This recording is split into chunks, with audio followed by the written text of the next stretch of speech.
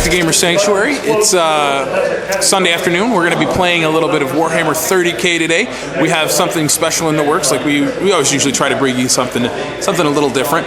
Today we are debuting a brand new army. In fact, this is an army many of you probably have never seen on the table anywhere. Brian has invested in and spent an awful lot of money on a Solar Auxilia army. So we're going to be checking that out today against Larry, because Larry is the guy who's kind of at fault for putting us all on this Horus Heresy bandwagon. We wanted Larry to have the first crack at this new addition to our club.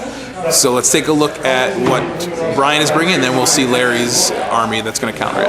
Here we are with 2,000 points of Brian's Solar Auxilia. We're going to start with the Malkador Furnace. We're starting with this just because this is where his HQ unit is. He has an auxiliary tank commander in there. The Infernus also has chem rounds and las cannons on the side. His infantry, his troop choice is an infantry, Tercio, whatever you want to call it, Terrico. Anyway, there are 2 storm sections with Volkite chargers and 1 flamer section right there. So that's 10 guys with flamers. They're all going to jump out of these Dracosan armored transports with the Vindicator siege gun, whatever it's called, the Demolisher siege cannon. And they don't have heavy flamers. They actually have multi-lasers on the top instead. Flare shields and armored ceramite at all the vehicles, by the way, because that's just cheese. The last part of the infantry group is a 20-man las rifle section, and they're going to be hiding behind a defense line with an Icarus las cannon. And for some heavy support, there are a pair of Medusa siege guns. No multi-lasers on them, as you can see. There's nobody standing in the hatches. That's 2,000 points right there. Melta bombs on all the sergeants, a whole bunch of other little war gear pieces that might come into place, shroud bombs, yeah. 2,000 points of brand new, virginal Solar Auxilia that we're going to see if Larry's Alpha Legion can defile today. Because Larry didn't want to list Taylor to play against the Solar Auxilia, he brought pretty much the same thing he's been playing with his Alpha Legion lately. He's got Dynat, of course, as his HQ, because he's just really sweet and an awesome looking model. But a whole bunch of infiltrating Terminators. They're all WYSIWYG, lots of Combi Melta, Combi Plasmas, some Chain Fists in there as well. 2 veteran squads, one with missile launchers and Power Fist. I'm sorry, 1 veteran squad with missile launchers and Power Fist, and a Plasma Gun squad. So there are 7 guys with plasma guns right there. Yeah, I don't know if you can hear Larry on camera, but they're going to deep strike. Hopefully land right behind a vehicle and shoot something in the back. Veterans are in the Rhino. A Mortis Pattern Contemptor with double assault cannons. A Sicaran with las cannons on the side. And, of course, the Typhon with las cannons as well. Veteran squad is in the Rhino. Here we have a shot of the table. We are playing the Fire Tide mission out of Betrayal and using the Search and Destroy deployment style. So there's a bubble in the middle of it's an 18-inch diameter bubble where we can't. Diameter. I was right. It's been a long time, guys. I'm an English teacher, not a math teacher. 18-inch diameter bubble in the middle where there's kind of a no man's land deployment, and then the guys deploy in opposite corners. Brian won the role to deploy first, so he's actually going here. The mission, though, there are 4 objectives on the table. They're kind of scattered around. I know there's 2 over here. 1 in that building, and then 1 somewhere over here. There it is. Oh, here it is. Got it. Anyway, it's a standard objective grab mission.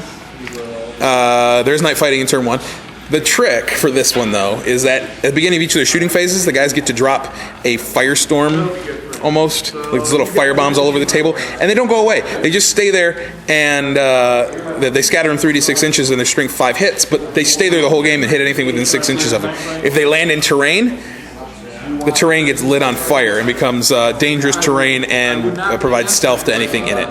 So we're gonna cover the table in fire bombs. It's gonna be pretty cool. They're fighting for objectives. Brian's getting his Tercio castled up in the corner there with his Medusas. Larry's trying to figure out how he's going to infiltrate in there because he can't outflank. The only things in reserve in this mission are things that deep strike. So he's debating deep striking his Plasma Squad or his Terminators. Anyway, we'll come back after deployment is finished, and we are getting ready to start. See if Larry can see us. All right, so here we have deployment. Brian is castled up in this corner of the table. He's got his Medusas and the las rifles behind the wall holding this objective. Remember, Age of Darkness games, only troop choices can hold objectives. Things can contest, but not hold. The armored transports are in front. One of the storm sections is out here just to kind of prevent some deep striking shenanigans. The Malcador is back here. For Larry, he infiltrated his Terminators behind the building and noticed there's no windows there, so there's no line of sight. That's actually not a bad idea. His Rhino is over here with his veterans behind that building, also with no line of sight. The Sicaran is right there, getting ready to move out and hopefully take some shots. The Typhon is going to try to draw a bead on everything in behind the defense line to try to whittle those numbers down. And the Dreadnought is behind the wall right here. The plasma guns are going to deep strike thanks to Dynat's special rule. There is night fighting. Larry failed to see, so Brian is going to have turn 1 coming up shortly. All right, so here we are, top of turn 1. Nothing has changed in Brian's line. Nothing moved except for that dude right there with the Vox, just so he could try to get a better line of sight on something. He didn't really have anything in range. Decided not to come forward and give Larry some targets. So the only thing that shot, the Icarus last cannon tried to snap fire and didn't. He missed. The one Medusa was the only thing in range of the Rhino that was behind the building. Larry's already kind of started his turn. We're a little jumping the gun here. He managed to drop a barrage on there. It was indirect, so it scattered its full distance, but it still hit the Rhino and blew off the combi bolter. And that was it. So we have a broken bolter in the top of turn 1. Larry's going to try to counterattack in the bottom. All right, this is an exciting game, guys. We've got Terminators and a Dreadnought not moving at all. No tanks here moving. The Rhino without a combi bolter jumped into the building. Yeah, literally in the building. He's sitting on an objective, though, so it is a good. It's a good move. And that was it for movement. Shooting, the Dreadhammer killed 6 of the guys. Actually, you got a leadership test for these guys. You lost 6 of your infantry out of 20. 20? That's yep. 3 out of 10. That's 30%. That's a leadership check. I can do math. We established that earlier in the video. And then stunned one of the Medusas. It's down to single hull point. Yeah. Yep. Roll a 2 and it's AP 1, so it goes up to stun. And that was about it. Took a hull point off that transport way off on the side from the Sicaran's autocannon. Yep. Brian made a whole bunch of cover saves. Ridiculous. And that was it. So we're going to move into the turn. Brian's going to make his leadership check in a second here. Go ahead. And they're leadership 9, so they're good. That's it. The firestorm that Larry dropped landed right in the river, so we're playing it as actually it just fizzled out and did nothing. Turn 2 coming up. All right, so we had to double check something because Brian's got a lot of the storm section guys, which are kind of more veteran elite versions of the Solar Auxilia troops. They're base leadership 7 with the prime that gives them a 9. So there's a sergeant upgrade in that squad, which makes them leadership 9. The las rifle guys, though, only have a sergeant who's leadership 8. So when he rolled that 9, they actually broke and ran off the table. So that's actually first blood to Larry. If first blood's even in this mission, I have no idea.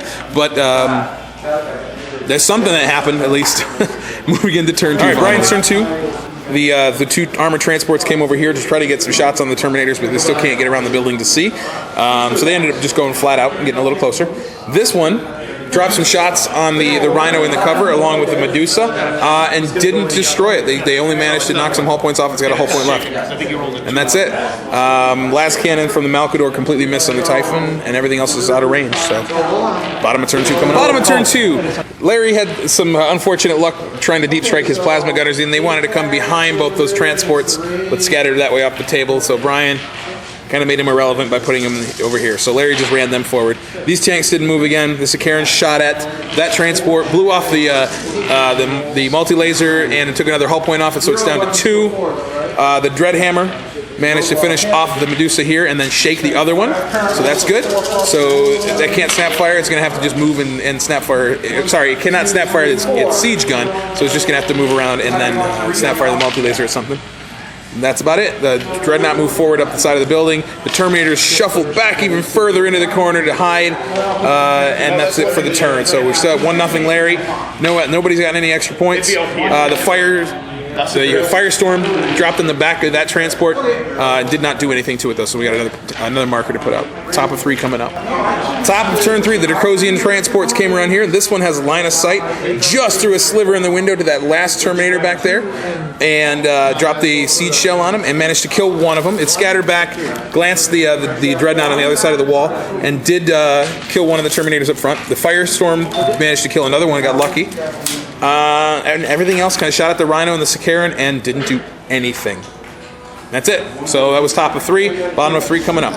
Bottom of turn 3, the Sicaran Man, and the what was it? Sakaran. Oh, and the crack missiles from the veteran squad managed to finish off that transport. The flamer guys jumped out into the river on the other side of the bridge, just to stay away from line of sight of the Dreadhammer. The Dreadhammer fired everything it can. The Typhon, excuse me, fired everything it can into that transport.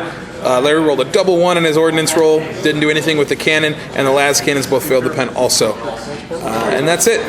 The plasma gunners continue to run, and the Terminators are continuing to pull back into the building to hide from the Malcador, which is getting a little closer.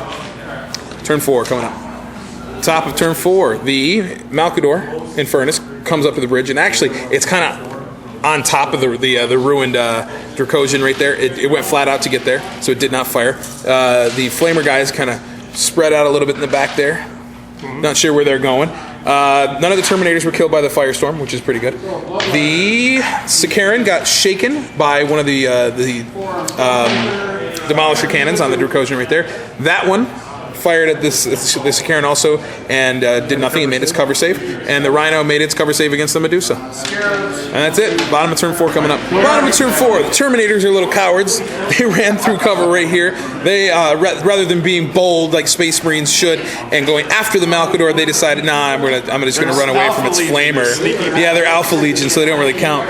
The plasma gunners are slowly making their way across the bridge, but the Dreadhammer and las cannons from the Typhon took out 2 hull points on the Malcador, and it lost 1 for the flame hit from last turn.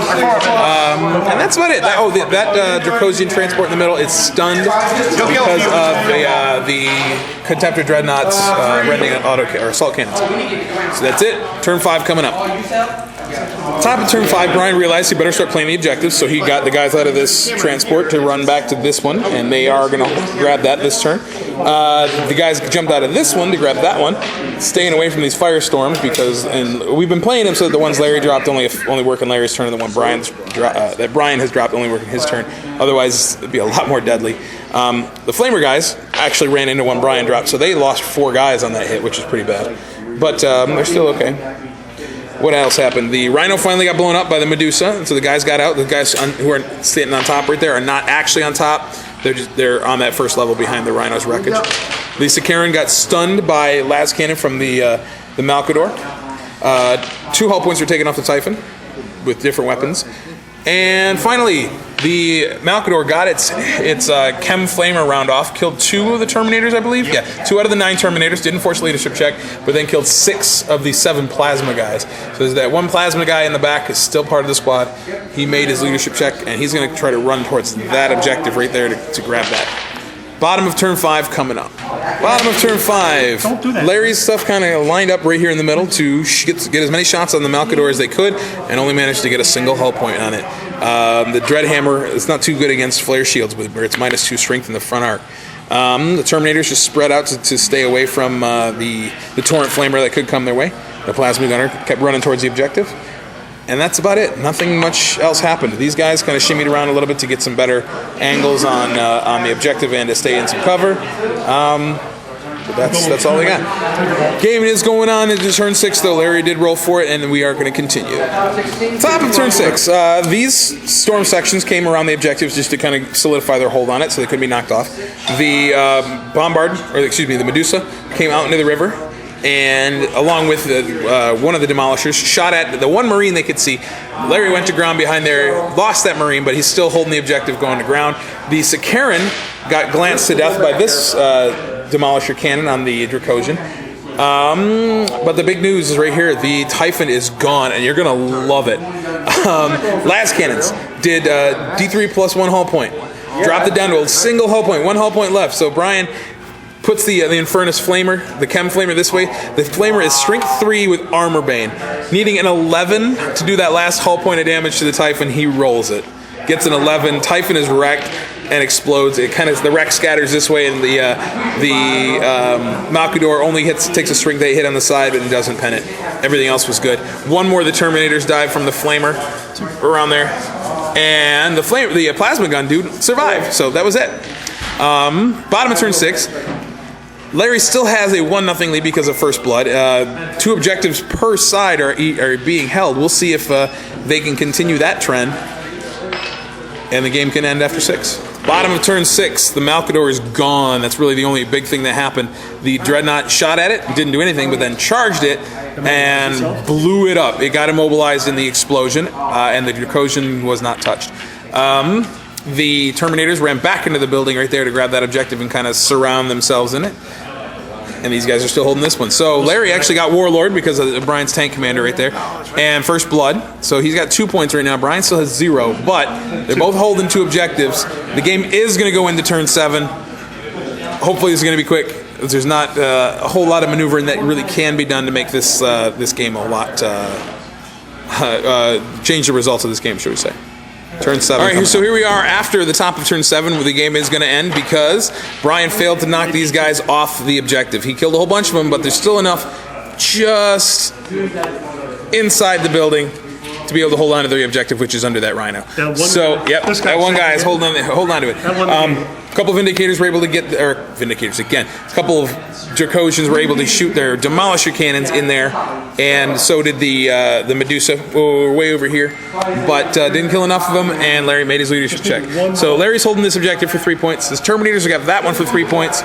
Brian's got both of those 2 for 3 points each, so that would be 6-0, but Larry has First Blood for blowing up, for running the Las rifle section off the table. And then Warlord for blowing up the Malkador tank commander. So Larry wins 6-8. Still lots of rules that we need to kind of brush up on with these Solar Auxilia. Lots of tactics that Brian's going to continue to work out. So we will see them in the future. Cool thing about them is that they can technically be any loyalist or traitor faction, which is good. I think Brian's planning on running them mostly as loyalists with some salamanders as well. Thanks for watching, and stay tuned for a lot more Horus Heresy era stuff. We've got quite a bit more on the horizon coming up next month.